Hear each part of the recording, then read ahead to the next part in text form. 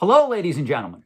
Welcome back to Reserved Investments, and thank you for joining me. Nothing too crazy today, just a short video. I'm getting a lot of emails about this, so I want to address it head on. In case you haven't heard the news, the U.S. Treasury is ending production of the penny by the year 2026, which means in the year 2026, pennies will no longer be produced by the U.S. Mint. Now, my email has been piling up with people asking me, what does this mean? Does this mean now pennies are going to be worth money? Does this mean now pennies are going to be worth hoarding? Well, let me stop you right there and give you some interesting statistics. First of all, at present time, right now at the recording of this video, there are 114 billion pennies in circulation in the United States and also around the world. That translates to roughly $1.5 billion worth of pennies in existence. It's actually $1.14 billion. I'm rounding up a little bit there, just to give you an idea of how many pennies are in existence at present time out there in circulation. Now, what this means is it's going to take decades for the penny to completely disappear from existence.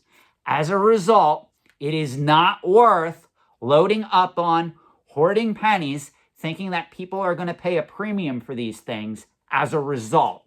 This is something that you have to apply critical thought and reasoning to. Now, as a coin collector, I can tell you there are pennies out there that do have substantial value on the secondary market, obviously.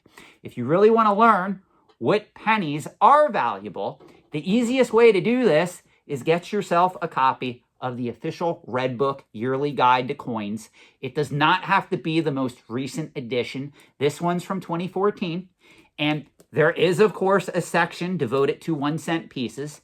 And if you have a collection of pennies, if you have a piggy bank, you can go through, you can look each one up, and you can see if you do have any coins worth money. Remember, when it comes to coins, it is not only scarcity and the date and the mint mark that make a coin valuable. It is also the condition of the coin, the eye appeal, and also if it's an error coin. Error coins can have value as well. For instance, the infamous 1955 double die penny has a lot of value on the secondary market, and that is still a coin you can find in pocket change. But to answer your question, there's a lot of confusion about this. Overall, pennies are not worth hoarding, even though the mint is discontinuing them. Now, one final note on this. If you have a penny that is dated from before 1982, there is a good chance that that penny is composed 95% of copper, meaning it has a melt value worth more than its 1-cent face value. The problem is, right now, there are laws in place that prevent you from melting that penny down. And number two, it takes roughly 2,000 degrees to melt copper.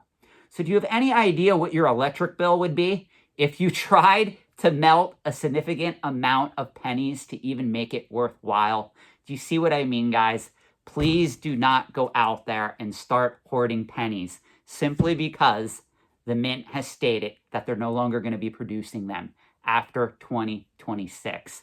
Put your money, put your efforts to more profitable pursuits.